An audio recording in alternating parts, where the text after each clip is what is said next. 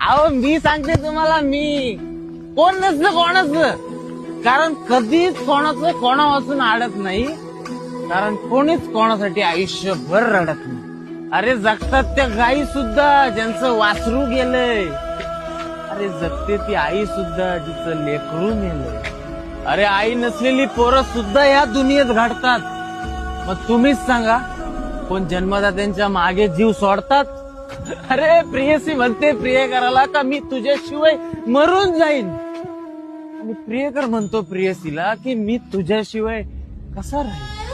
अरे वर्ष पलटतात, तो त्याच्या संसारात पाहतो, ती तिच्या संसारात पाहते.